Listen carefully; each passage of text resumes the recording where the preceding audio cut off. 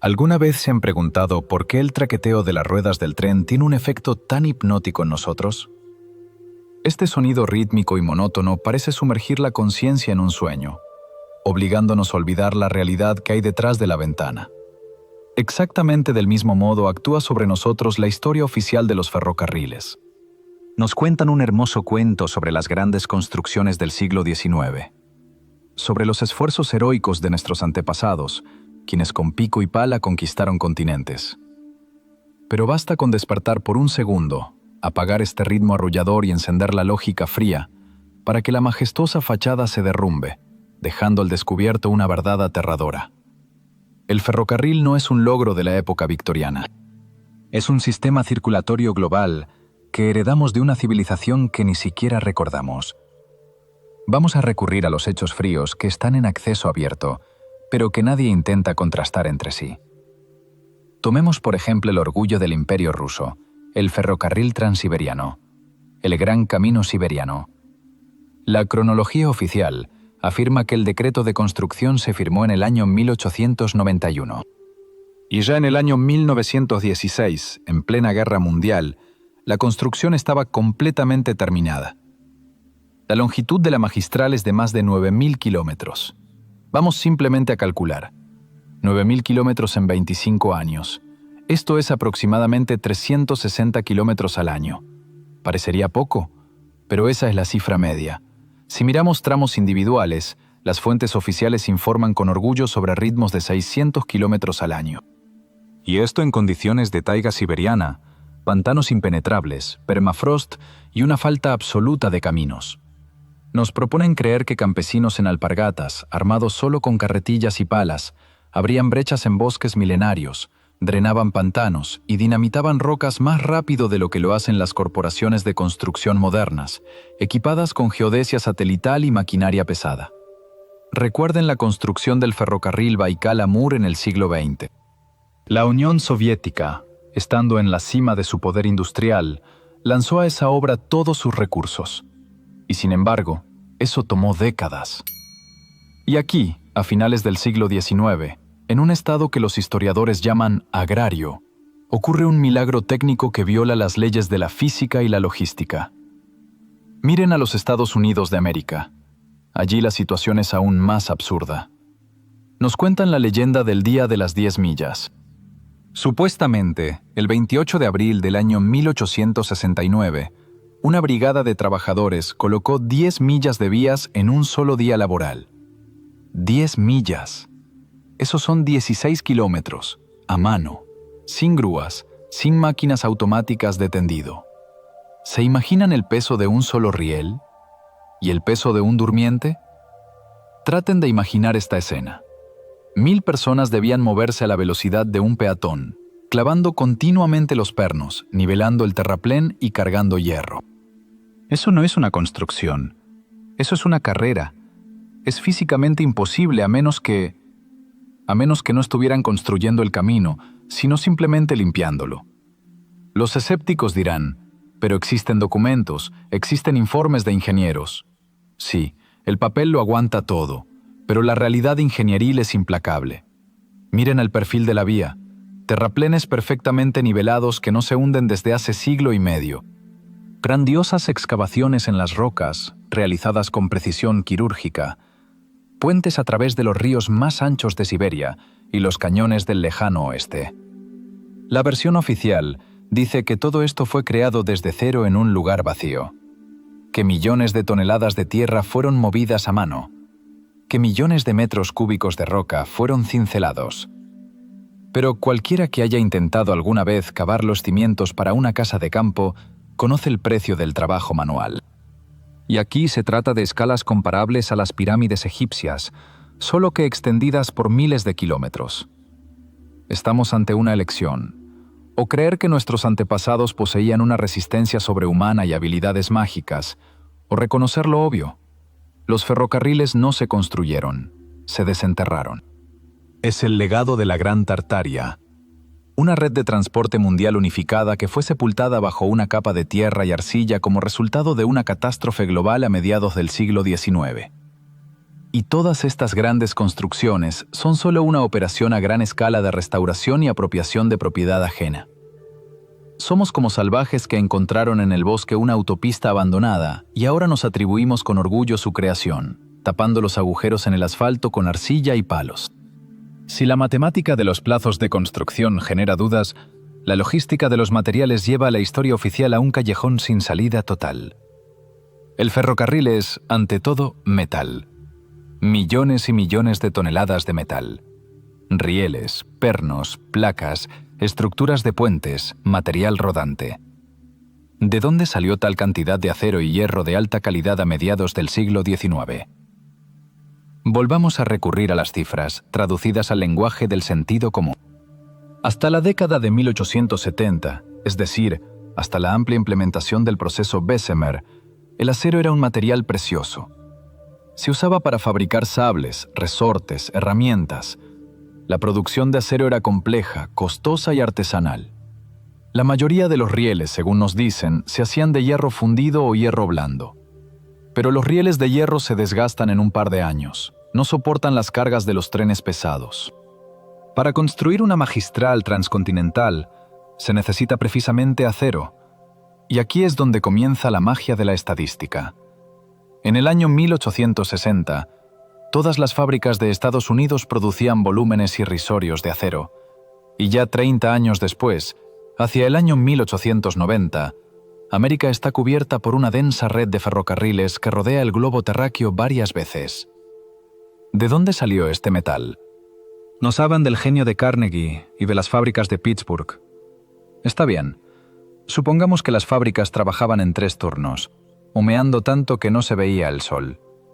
Pero, ¿cómo transportar esos rieles al lugar de colocación? Imaginen la Siberia del año 1891. Aún no hay ferrocarril, no hay automóviles, no hay aviación. Tampoco hay carreteras en el sentido moderno. Solo hay ríos, congelados por el hielo durante 6 meses, y caminos de tierra que en primavera se convierten en un lodazal intransitable. ¿Cómo transportas miles de toneladas de rieles de acero desde una hipotética fábrica en los Urales, que aún hay que encontrar en los archivos, hasta algún lugar cerca de Irkutsk o Chitá? ¿A caballo? Un riel pesa cientos de kilogramos. ¿Cuántas carretas se necesitan? ¿Cuántos caballos se necesitan? ¿Con qué alimentar a este ejército de animales de tiro en la taiga? La logística de entrega de materiales para la construcción del Transiberiano supera en complejidad a la construcción misma. Es un suicidio económico. Ninguna tesorería, ni siquiera la zarista, habría soportado tales gastos de transporte. En América la situación es análoga. Supuestamente, los rieles para el ferrocarril del Pacífico se llevaban en barcos alrededor del Cabo de Hornos desde los estados del este, o incluso desde Inglaterra, que en ese tiempo producía casi la mitad del hierro fundido mundial. Imaginen ese desvío de miles de millas náuticas, luego el transbordo a barcazas, luego a carretas. ¿Y todo esto para colocar 10 millas de vía en un solo día? Hay otra rareza. ¿Dónde están los rastros de estas gigantescas producciones? Para fundir tal cantidad de metal, se necesitan no simples talleres, sino combinados metalúrgicos ciclópeos. Se necesitan montañas de carbón, se necesitan canteras donde se extraía el mineral. Si miran los mapas antiguos de esas regiones donde se tendían las vías, no encontrarán allí infraestructura capaz de asegurar tal construcción. Vemos los rieles terminados, pero no vemos la fuente de su origen. Esto recuerda al culto cargo. Vemos el producto final, pero el proceso de su creación está oculto en la niebla de documentos perdidos. ¿Y qué tal si las fábricas no eran necesarias? ¿Qué tal si no traían los rieles? ¿Qué tal si ya estaban allí? Imaginen que llegan a las ruinas de una ciudad antigua. Ven muros, columnas y caminos.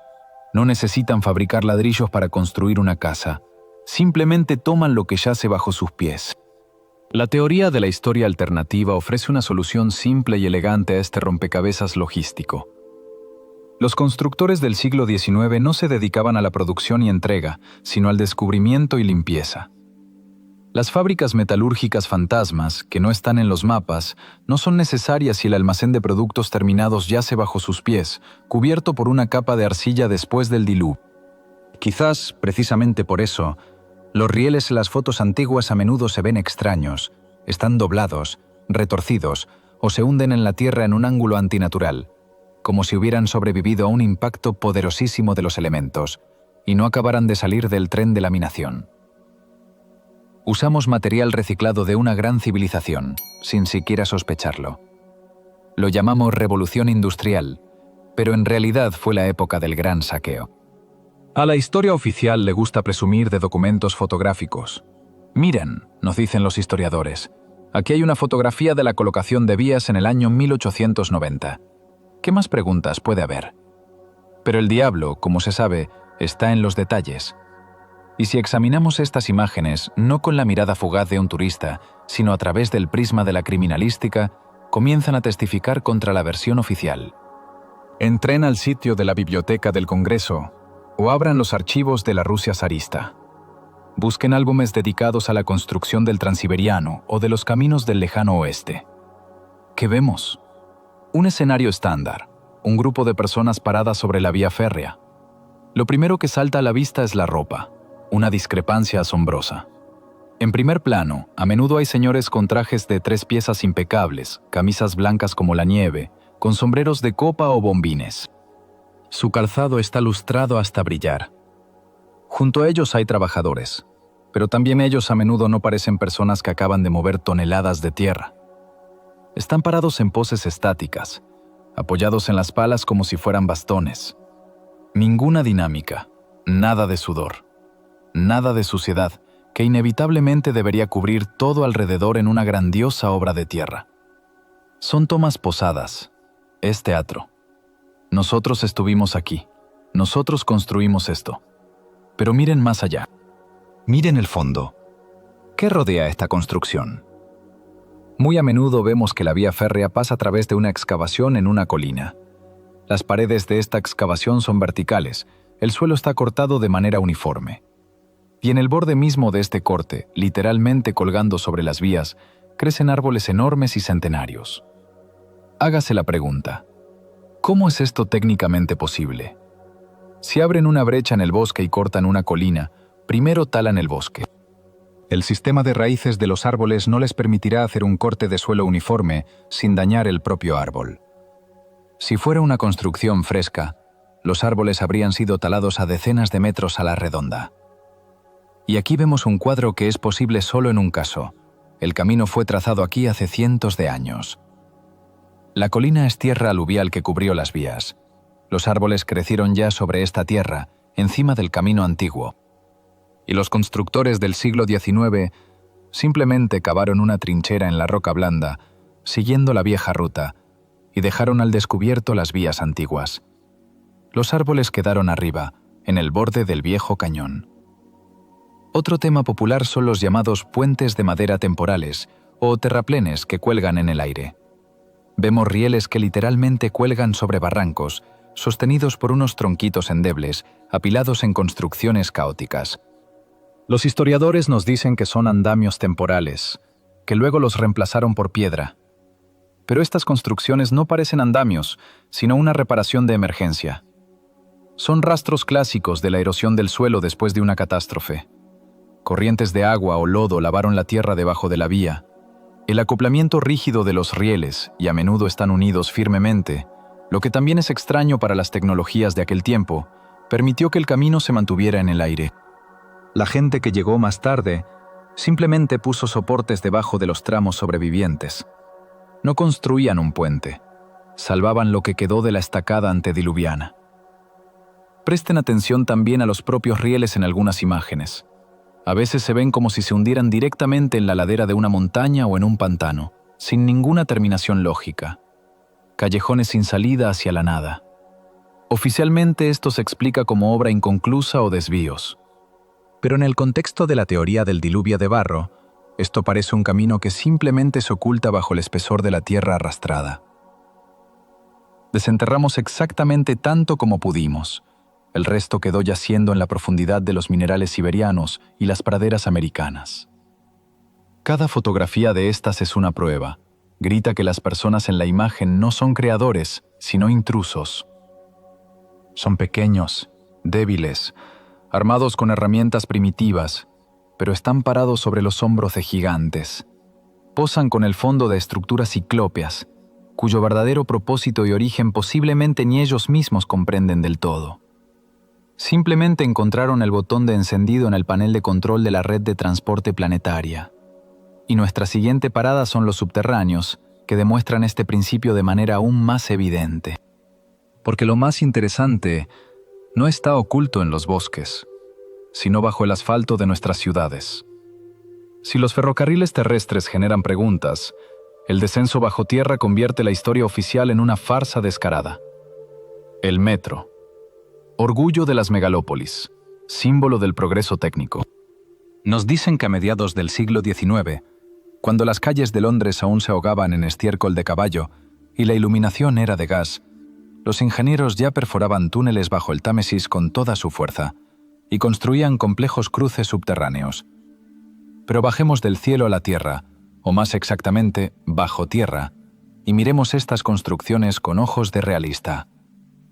El subterráneo de Londres, el primero en el mundo. La fecha oficial de apertura es el año 1863. Nos muestran grabados de aquel tiempo. Caballeros con sombreros de copa pasean en vagones abiertos por túneles de ladrillo.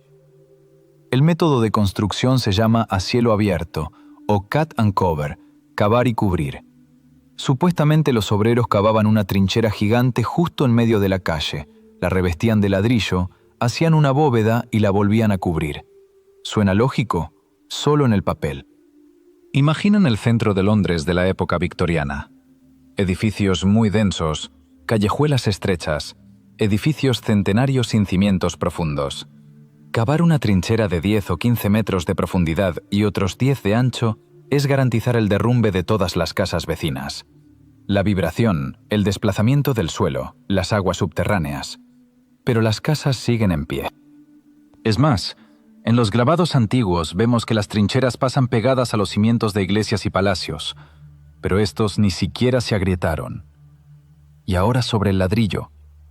¿Alguna vez han contado cuántos ladrillos se necesitan para revestir 1 kilómetro de túnel de doble vía? Millones. ¿De dónde los trajeron? ¿Dónde los almacenaban en el estrecho centro de la ciudad? Y lo principal, ¿dónde metieron la tierra extraída? Son millones de metros cúbicos de tierra. Para sacar tal volumen en carretas con caballos, se necesita paralizar el tráfico en la ciudad durante décadas. Pero Londres vivía su vida, como si no notara este trabajo titánico. La respuesta surge por sí sola, si aplicamos el método de la Escuela Rusa de Historia Alternativa. El metro no se construyó, se limpió. Es una antigua red de comunicaciones subterránea, posiblemente parte de un sistema unificado de catacumbas que atraviesan toda Europa. Los ingenieros de Londres simplemente se toparon con estos corredores, sacaron de ellos el limo y la arcilla que quedaron después del diluvio y colocaron rieles. Precisamente por eso las primeras líneas son tan sinuosas, repiten la planificación antigua y no siguen la lógica del camino más corto. A favor de esta versión habla también la famosa leyenda sobre el escudo tunelador de Brunel. Nos cuentan un cuento heroico sobre cómo Marc Brunel observó a un gusano de barco e inventó un escudo para la perforación bajo el Támesis. Pero miren los plazos. Con el túnel bajo el Támesis sufrieron casi 20 años, desde el año 1825 hasta el año 1843. 20 años para un tramo corto. Y de repente, un par de décadas después, empiezan a hornear líneas de metro como panecillos. ¿De dónde tal salto? Las tecnologías no cambiaron. Simplemente en el primer caso realmente intentaban cavar, y en el segundo, entraron en un sistema ya listo. Trasladémonos a Moscú. El metro de Moscú es un capítulo aparte en el libro del absurdo. Oficialmente lo comenzaron a construir en los años 30 del siglo XX. Pero miren las fotografías de las primeras estaciones en el día de la apertura. La estación que ahora se llama Kropotkinskaya. En las imágenes de archivo, se ve que el mármol del piso ya está desgastado en algunos lugares, y en las paredes de la vía hay manchas extrañas, parecidas a moho o rastros de inundación. ¿Cómo es posible esto en una estación nuevecita, impecable, que construyeron los jóvenes comunistas de vanguardia? ¿Por qué los azulejos se ven como si los hubieran lavado con una manguera de bomberos, tratando de quitar la suciedad de siglos? Los investigadores llaman la atención sobre el hecho de que muchos túneles del metro de Moscú tienen mampostería de ladrillo, característica del siglo XIX o incluso XVIII. Los ingenieros soviéticos usaban hormigón y hierro fundido. ¿Para qué iban a poner bóvedas de ladrillo a mano si existen tecnologías industriales listas? La respuesta es simple: no las ponían. Encontraron estas bóvedas. Recuerden la historia de la construcción de la estación junto al Museo Politécnico. Cuando empezaron a cavar el pozo de cimentación, descubrieron que el edificio del museo tiene pisos completos que se hunden profundamente bajo tierra, con ventanas, con marcos de puertas. ¿Quién construye ventanas bajo tierra? Nadie. Esos son los antiguos primeros pisos de la ciudad que fue sepultada. Y el metro pasa precisamente a ese nivel, el nivel de las calles antediluvianas. No viajamos en túneles, viajamos por las calles de la antigua Moscú, sobre la cual está construida la Moscú moderna. Precisamente por eso en el metro hay una acústica tan extraña. Precisamente por eso corren corrientes de aire cuya naturaleza no pueden explicar los expertos en ventilación. Somos habitantes subterráneos, descendiendo a las ruinas de una gran civilización para llegar a la oficina. Y cada vez que ven en el túnel un nicho extraño, tapiado con ladrillo, o una puerta que lleva a la oscuridad, sepan que es la entrada a esa parte de la historia que nos han emparedado. Si el metro está oculto a los ojos, los rastros de los que hablaremos ahora están a la vista de todos. Solo hay que saber mirar. Se trata de los llamados cortes en la roca o desfiladeros, a través de los cuales pasan los ferrocarriles en las montañas. La versión oficial suena heroica. Los obreros perforaban pozos, colocaban pólvora negra, la dinamita aún no existía o era cara, volaban la roca y luego sacaban los escombros a mano. Suena verosímil hasta que ves las fotografías de estos lugares. Miren los famosos cañones ferroviarios en Estados Unidos o en Europa. Son desfiladeros estrechos con paredes absolutamente verticales de decenas de metros de altura. Estas paredes a menudo son lisas, como pulidas. ¿Alguna vez han visto los resultados de una explosión de pólvora?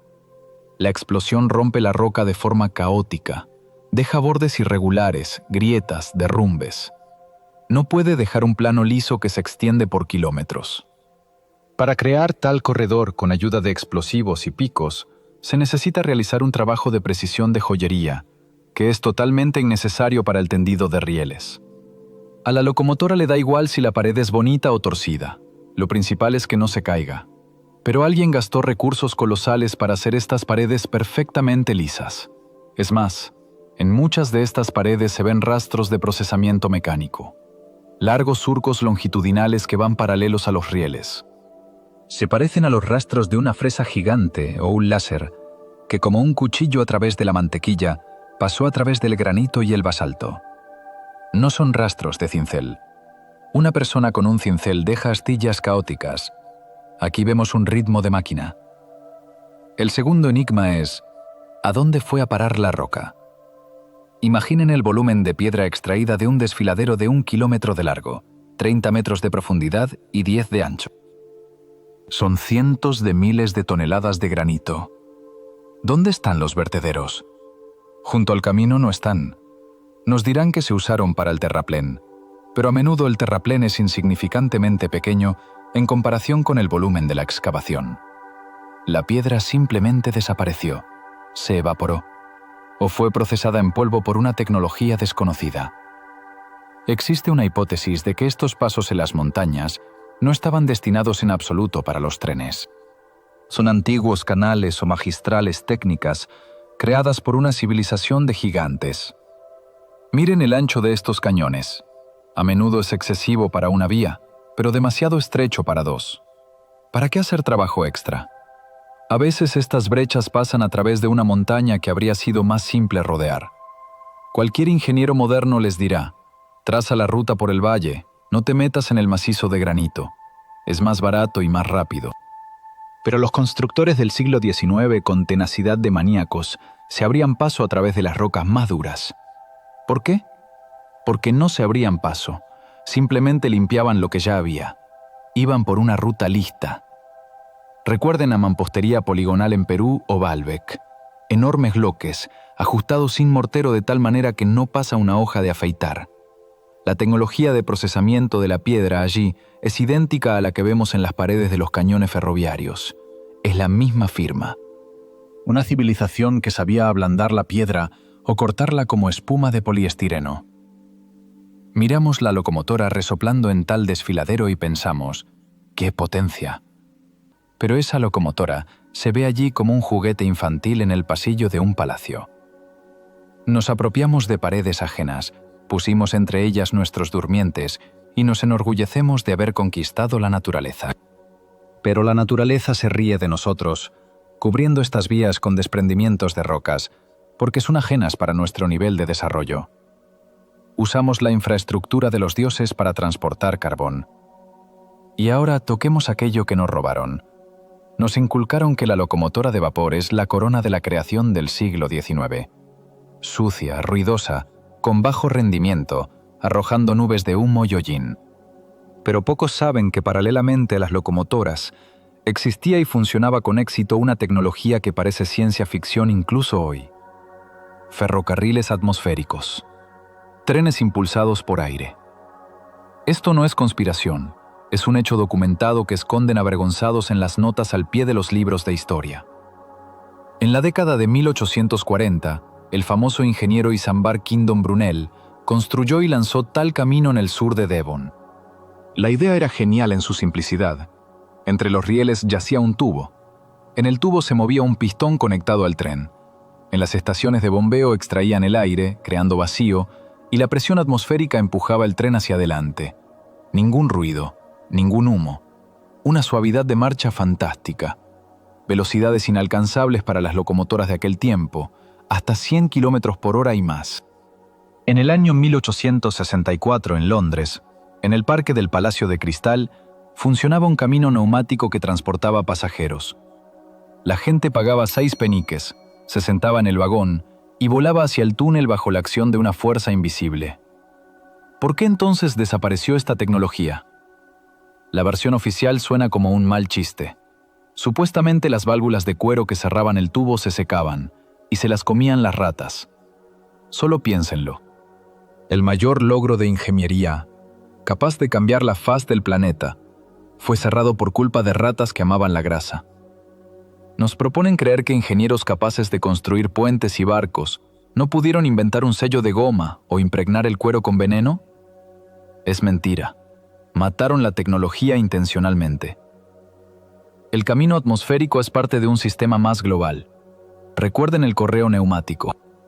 A finales del siglo XIX, París, Londres, Nueva York estaban envueltos por cientos de kilómetros de tubos por los que las cápsulas con cartas volaban a la velocidad de una bala.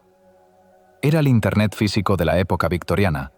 Enviabas una carta y en una hora estaba en el otro extremo de la ciudad. Hoy tenemos correo electrónico, pero los objetos materiales los transportamos en atascos. Los caminos atmosféricos eran demasiado eficientes. No requerían quemar millones de toneladas de carbón y por lo tanto hacían innecesaria una enorme industria de extracción. Eran demasiado baratos en su explotación, si el sistema estaba ajustado. Pero lo principal es que probablemente eran el legado de esa misma civilización etérea.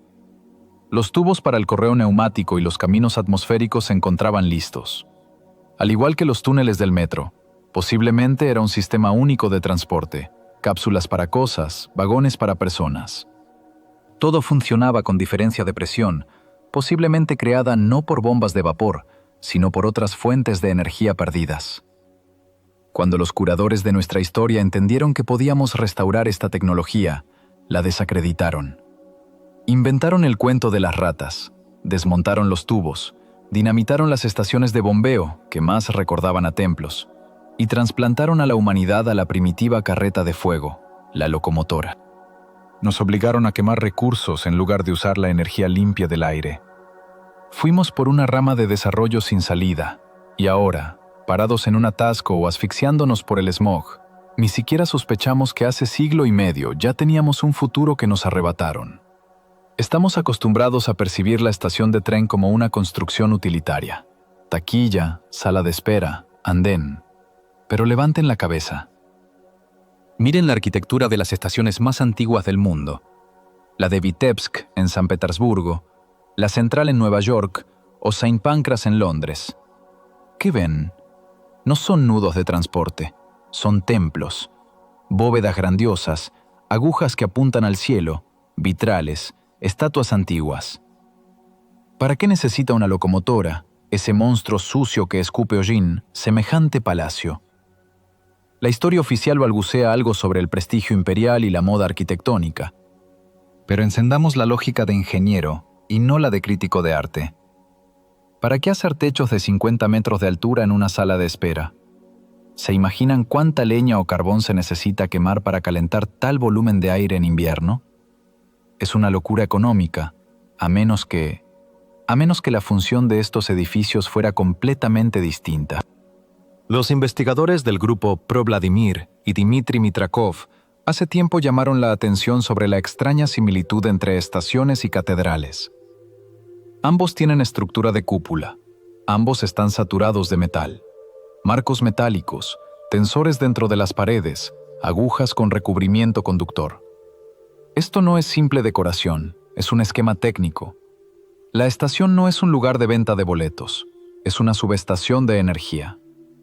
Station, estación, lugar donde algo está parado. Posiblemente, estaba parado un generador de electricidad atmosférica. Cúpulas y agujas servían como receptores de energía etérea, de la cual estaba impregnado el espacio del pasado. Las estructuras metálicas de los andenes cubiertos funcionaban como resonadores o redes de distribución. Recuerden cómo se veían las viejas estaciones por dentro. Enormes lámparas colgando del techo con cadenas, ausencia de estufas visibles y chimeneas en los salones principales. La luz y el calor venían de la nada, más exactamente del éter. Y los trenes, posiblemente esos mismos trenes de los que hablamos antes, recibían energía de manera inalámbrica directamente de esta estación, como un teléfono inteligente en una base de carga. Cuando la civilización cayó y las tecnologías etéreas fueron olvidadas o prohibidas, los nuevos dueños de la vida simplemente adaptaron estas grandiosas ruinas para sus necesidades. Pusieron dentro casetas para la venta de boletos, lanzaron dentro locomotoras humeantes que instantáneamente ahumaron las magníficas bóvedas y llamaron a esto progreso. Caminamos por salones destinados a la generación de energía limpia y compramos allí comida rápida, sin siquiera sospechar que estamos dentro de un microchip gigante de piedra y metal apagado. Ahora bajemos la mirada de las cúpulas a la tierra, a los rieles. ¿Nunca se han preguntado por qué el ancho de la vía férrea es prácticamente igual en todo el mundo? El estándar europeo, la llamada vía de Stephenson, es de 1435 milímetros. En Rusia es un poco más ancha, 1520, pero la diferencia es cosmética. Nos cuentan el cuento de que George Stephenson, el padre de los ferrocarriles, simplemente copió el ancho del eje del carro inglés. Y el ancho del eje del carro supuestamente se remonta al ancho de la vía de las cuadrigas romanas. Suena romántico. Las legiones romanas determinaron el tamaño de su compartimento en el tren, pero es una mentira calculada para escolares. Imaginen el mundo del siglo XIX. El mundo está fragmentado. Inglaterra, Francia, Alemania, Prusia, todos guerrean entre sí. Espionaje, desconfianza, fronteras cerradas. Si construyen una red de transporte estratégica desde cero, lo primero que harán es elegir un estándar único, para que el tren enemigo con soldados no pueda entrar en su territorio. Precisamente así actuó el Imperio ruso, eligiendo una vía un poco más ancha que la europea, oficialmente por razones militares. Pero, ¿por qué entonces en Europa, en Estados Unidos, que lucharon con Inglaterra por la independencia, en China, en Australia, en todas partes se tomó como base esa misma medida extraña? No 1,5 metros, no 2 yardas, sino precisamente esa magnitud fraccionaria e incómoda. Ponerse de acuerdo sobre un estándar único en ese tiempo era tan imposible como obligar ahora a todo el mundo a cambiar a los mismos enchufes.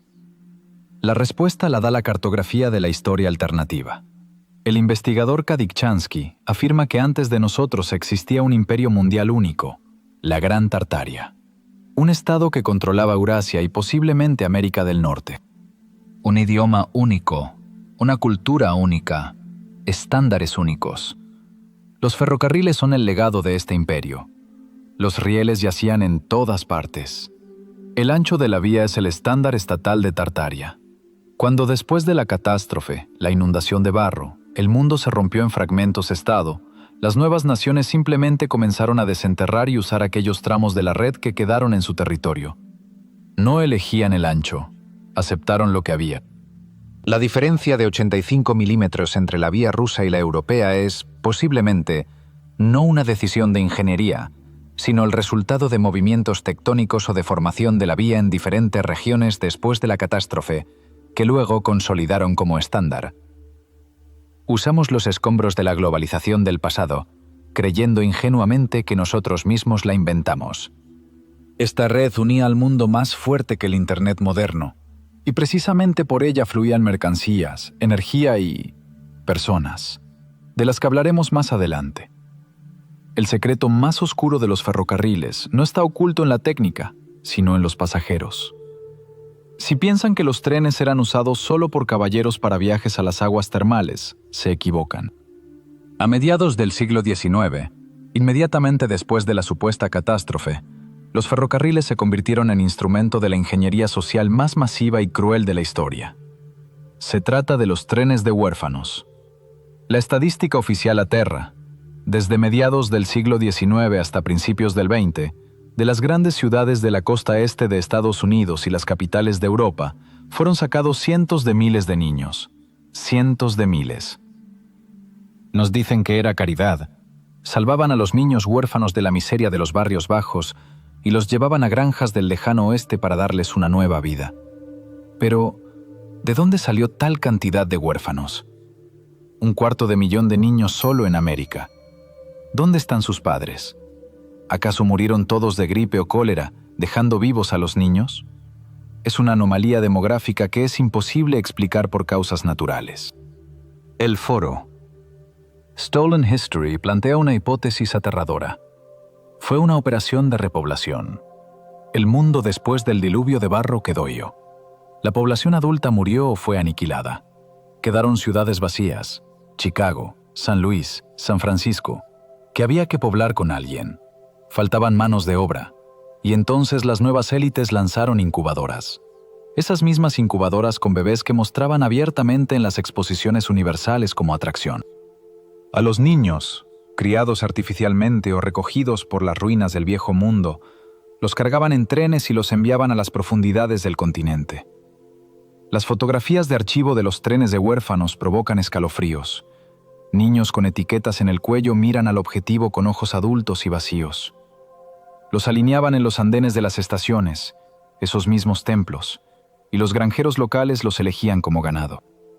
A los niños fuertes para el trabajo en el campo, a las niñas para el trabajo en la casa. El ferrocarril era una cinta transportadora para la distribución de biomasa. Repartía a las nuevas personas por las ciudades desenterradas para borrar la memoria del pasado. A estos niños les daban nuevos nombres, nuevas biografías y una nueva historia simplificada. Les decían que sus antepasados llegaron aquí en carromatos, aunque en realidad los trajeron en vagones por rieles tendidos mucho antes de su nacimiento. Todos somos descendientes de estos huérfanos, privados de la memoria sobre nuestros verdaderos padres, sobre la civilización de Tartaria. Si aceptamos la hipótesis de que los ferrocarriles no se construían, sino que se desenterraban, inevitablemente debemos toparnos con rastros de la catástrofe. Y los encontramos. Los investigadores de ruinas, que rastrean imágenes satelitales y viejos mapas topográficos, regularmente se topan con anomalías aterradoras. Vías férreas que llevan a la nada. Imaginen un ramal que se extiende por la estepa o el desierto, decenas de kilómetros. El terraplén es sólido, los durmientes están puestos, los rieles brillan al sol. Y de repente, un corte. La vía simplemente choca contra una roca vertical. No hay ni túnel, ni estación, ni rastros de construcción. Los rieles simplemente desaparecen en la piedra. Los historiadores oficiales se encogen de hombros y dicen, bueno, planeaban abrir un túnel, pero se acabó el dinero. Pero miren con más atención.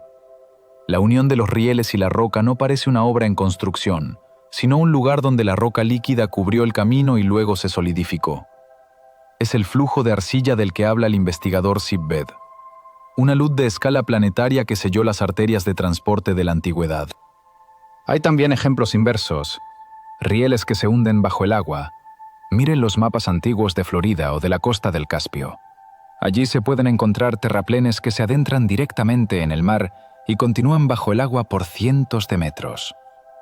Nos hablan sobre cambio de la línea costera o muelles inundados.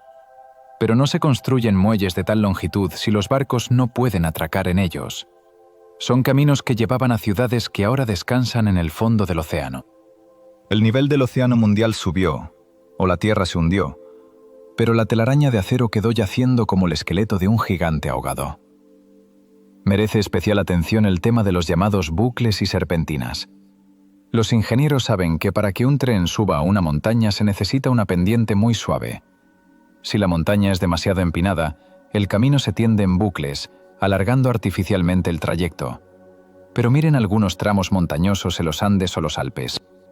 Allí los rieles hacen virajes completamente locos, que desde el punto de vista de la logística parecen una burla. En el marco de la teoría del catastrofismo, esto se explica de manera simple. El camino directo fue destruido. El puente se derrumbó. El túnel quedó sepultado. Un trozo de montaña se deslizó hacia abajo. Los que restauraban la red en el siglo XIX no tenían tecnologías para atravesar el derrumbe. Tuvieron que construir caminos de circunvalación, tirando soluciones temporales alrededor de los obstáculos. Usamos desvíos de emergencia, tomándolos por soluciones de ingeniería geniales. Toda nuestra red ferroviaria es una colcha de retazos, cosida a toda prisa con los trozos sobrevivientes de la gran magistral de Tartaria. Los rastros de reparación son visibles por todas partes, si se mira bien la mampostería de los soportes de los puentes. La base del soporte a menudo está hecha de bloques gigantes de granito labrado, perfectamente ajustados entre sí. Es un nivel antediluviano. Y más arriba comienza una mampostería de ladrillo primitiva o incluso hormigón del siglo XX. Eso ya es nuestro trabajo. Construimos sobre lo que asomaba del limo, incapaces de repetir la calidad de la base. Somos una civilización de parches. Ahora trasladémonos de los tramos deshabitados a los centros de las ciudades de finales del siglo XIX. El transporte urbano. Si piensan que el tranvía es una caja aburrida con ruedas, simplemente no han visto los archivos fotográficos de la década de 1880. Estas imágenes rompen el cerebro de cualquiera que conozca la física. Vemos calles animadas de San Petersburgo, París, Nueva Orleans. Por los rieles circulan tranvías pesados de 2 pisos, repletos de gente. Pero miren hacia arriba. Allí no hay cables. La red de contacto, esa telaraña fea que ahora cubre el cielo, simplemente no existe. Miren hacia abajo. Tampoco hay caballos. No se ve humo de caldera de vapor. Entonces, ¿con qué se mueven? La historia oficial comienza a barajar opciones febrilmente. Es tracción por cable, son acumuladores. Sí, los tranvías de cable existían en San Francisco, pero es un tipo de transporte raro y muy específico, con una ranura en medio de los rieles. En la mayoría de las fotos no hay esa ranura. ¿Acumuladores en el siglo XIX? ¿Bañeras de plomo de 1 tonelada de peso que duraban media hora de viaje? ¿En serio? Existe una versión que promueve activamente el grupo de investigación pro-Vladimir. Los tranvías usaban electricidad atmosférica.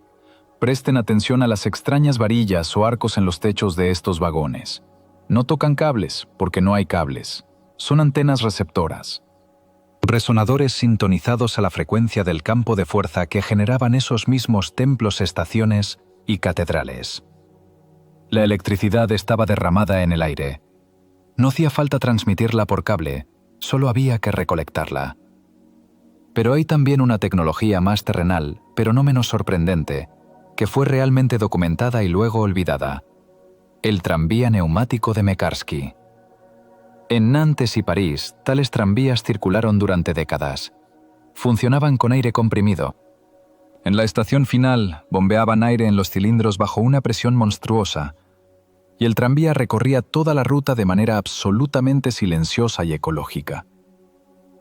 ¿Por qué renunciamos a esto?, nos dirán. La electricidad es más eficiente. Pero miren la cronología. Primero desaparecen los tranvías inalámbricos. Luego aparecen los tranvías de caballos. Piénsenlo, degradación. Nos bajamos de las tecnologías de Tesla al estiércol de caballo. Las ciudades se ahogan en inmundicias. Y solo después, décadas más tarde, Aparecen los tranvías habituales con cables y subestaciones. Es un esquema clásico de sustitución. La energía gratuita y divina del éter la desconectaron o perdimos el acceso a ella. La tecnología de aire comprimido fue declarada peligrosa o no rentable para los magnates del petróleo. Y a la humanidad la metieron en el corral de la electricidad por cable, donde por cada kilovatio hay que pagar según el contador. El tranvía de caballos fue un periodo de transición, un tiempo en el que aprendíamos a vivir sin los milagros del pasado. Miramos las fotos viejas y nos reímos del atraso de los antepasados, sin entender que son ellos quienes nos miran con lástima desde sus silenciosos vagones etéreos. Hemos recorrido un largo camino por los durmientes de la historia, desde las cifras imposibles de la construcción del Transiberiano hasta las tecnologías desaparecidas de aire comprimido.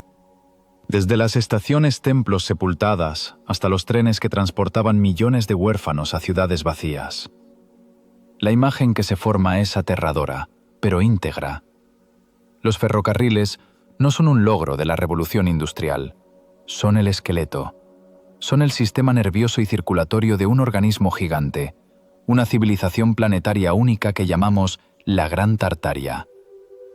Esta civilización no conocía fronteras. Sus estándares eran únicos desde Lisboa hasta Vladivostok, desde el Cabo de Hornos hasta Alaska. Ellos cortaban montañas con láseres o sonido, creando cañones perfectamente lisos. Construían bajo tierra ciudades niveles enteras, que nosotros tímidamente llamamos metro. Se desplazaban a la velocidad del sonido en tubos de vacío, tomaban energía directamente del cielo. Luego algo sucedió, una guerra de dioses, un impacto desde el espacio o una catástrofe tecnológica. El flujo de arcilla cubrió las ciudades, sepultando los primeros pisos y enterrando bajo sí miles de kilómetros de vías. El mundo se sumergió en el caos y la amnesia. Los que llegaron al poder sobre las ruinas, llamémoslos nuevos gerentes o curadores, no se pusieron a reinventar la rueda. Empezaron excavaciones. Desenterraron lo que pudieron. Restauraron lo que entendieron. Simplificaron lo que era demasiado complejo. Se apropiaron de la gloria ajena. Reescribieron los libros de texto y nos obligaron a creer que somos la cumbre de la evolución. Pero cada vez que se sienten en un tren, escuchen el traqueteo de las ruedas. Este ritmo es más antiguo que el motor de vapor, más antiguo que la reina Victoria. Es el pulso del mundo antiguo que aún vive bajo nuestros pies. Vivimos en la casa de los muertos, comemos de su vajilla y viajamos por sus caminos. Tal vez sea hora de dejar de ser saqueadores e intentar entender quiénes eran los verdaderos dueños de esta casa. Y lo principal, ¿a dónde llevan realmente estos rieles que se pierden en la niebla de la historia? Suscríbanse al canal Artefacto Prohibido para no perderse las nuevas investigaciones. Seguiremos buscando la verdad donde otros ven solo ruinas. Hasta la próxima.